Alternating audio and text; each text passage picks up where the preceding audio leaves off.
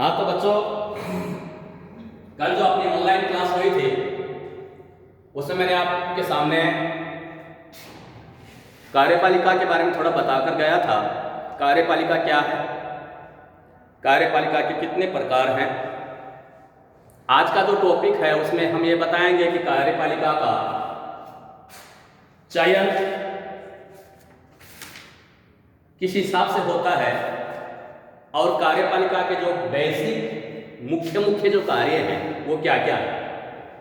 तो सबसे पहले कार्यपालिका का चयन के लिए सबसे पहले और तरीका है पैतृक का।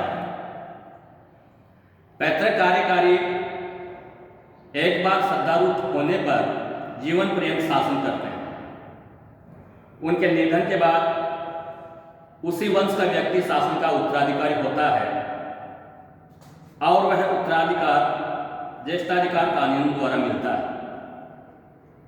प्राय राजतंत्र जहां अस्तित्व में है वहां कार्यपालिका के चयन का यही तरीका प्रचलन में।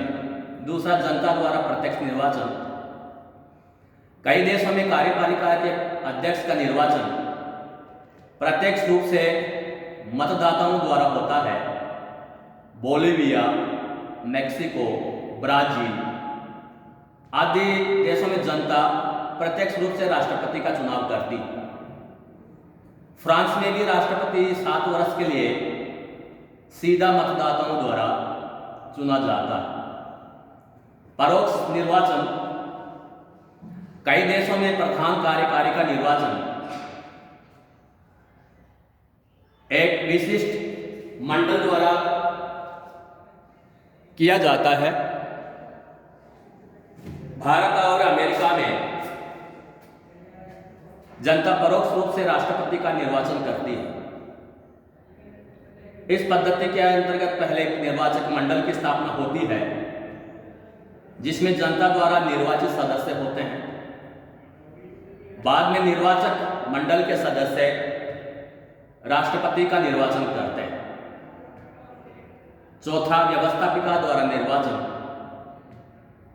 इस पद्धति में विधायिका के सदस्य कार्यपालिका का निर्वाचन करते हैं। विधायिका के दोनों सदनों द्वारा कार्यपालिका के अध्यक्ष या समिति का चुनाव होता है। स्विस संघीय कार्यपालिका का निर्वाचन वहां की विधायिका द्वारा ही होता है। इस प्रणाली का सबसे बड़ा लाभ यह है कि जिन लोगों को मतदान का अधिकार है वे अपेक्षाकृत कुशल और योग्य होते हैं। इस प्रणाली का सबसे बड़ा दोष यह है कि इसमें कार्यपालिका का प्रधान विधानमंडल से प्रभावित होता है जिससे उसकी स्वतंत्रता में कमी आ जाती है। पांचवा, मनोनयन। कार्यपालिका का मनोनयन भी होता है। स्वतंत्रता से पूर्व भारत में गवर्नर जनरल तथा गवर्नरों की नियुक्ति इंग्लैंड के सम्राट द्वारा की जाती थी। आज भी भारत में राज्यपालों की नियुक्ति राष्ट्रपति करते हैं। ऐसी नियुक्तियां सोच समझकर की जाती हैं, किंतु ऐसे नियुक्तियों में पक्षपात की गंध आती है। अब कार्यपालिका के जो कार्य हैं, मुख्य जो कार्य हैं उनको आप सुन लीजिए। पहला है प्रशासन का संचालन। कार्यपालिका का सबसे पहला और महत्वपूर्ण कार्य देश का प्रशासन चलाना। आंतरिक शांति और व्यवस्था बनाए रखने का प्रमुख कार्य है जिसके लिए सरकार की स्थापना की जाती है। दूसरा कार्य कूटनैतिक कार्य। विदेशों में उचित समन्वय, उचित संबंध स्थापित करने का उत्तरदायित्व भी कार्यपालिका पर ही रहता है। इसके लिए वह विदेशों में अपने दूतावास स्थापित करती है, राजदूत नियुक्त करती है और अन्य देशों से आए राजदूतों का स्वागत करता है। तीसरा, विधि निर्वाचन संबंधी कार्य।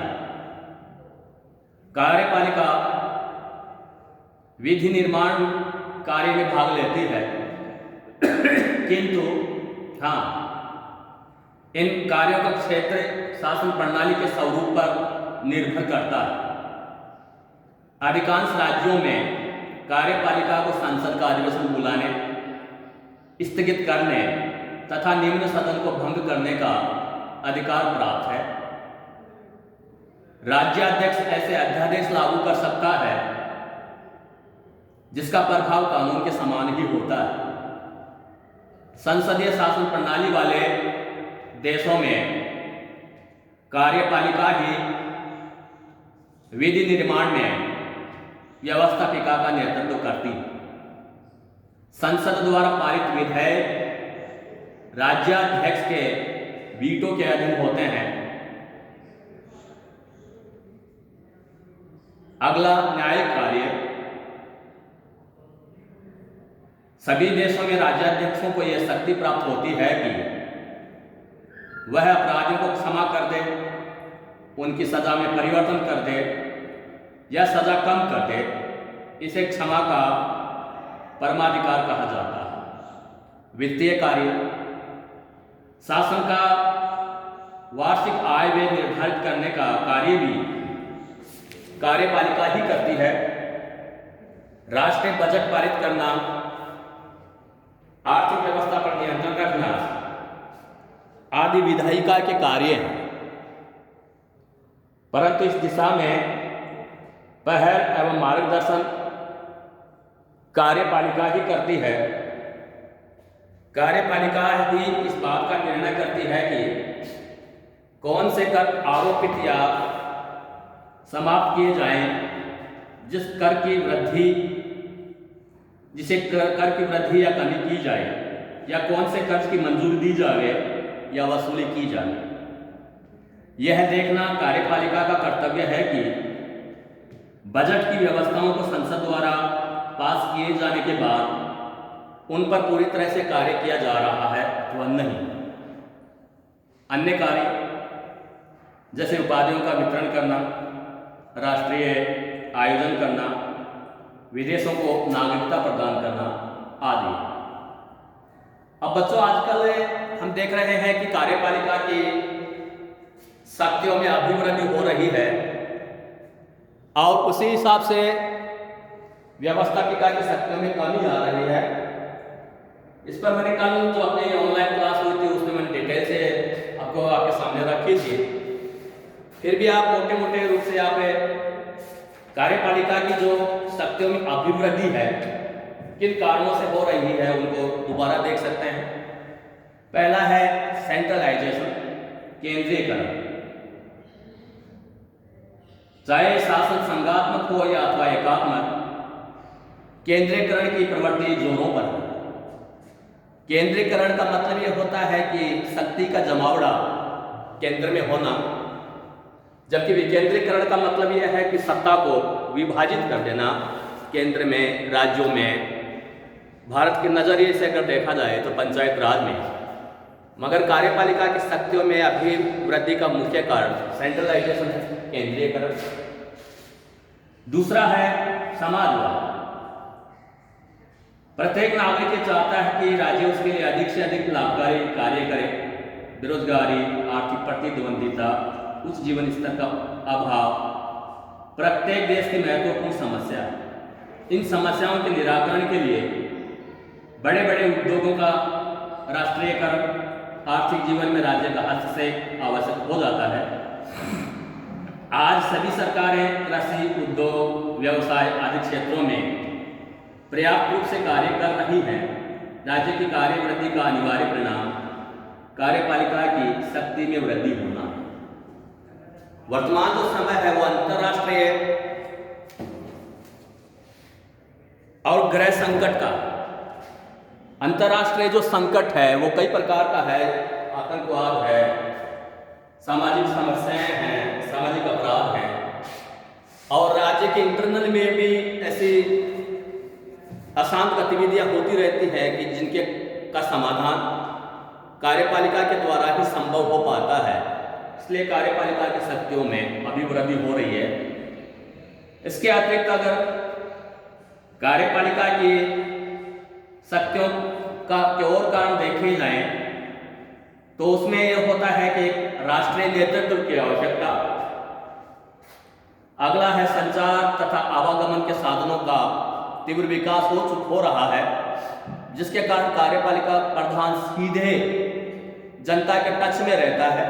कोई भी समस्या होती है, कार्यपालिका का प्रधान संचार के विभिन्न माध्यमों से जनता के सामने उपस्थित हो जाता है। राजनीतिक दलों का विकास। आज प्रत्येक देश में राजनीतिक दलों का विकास हो चुका है।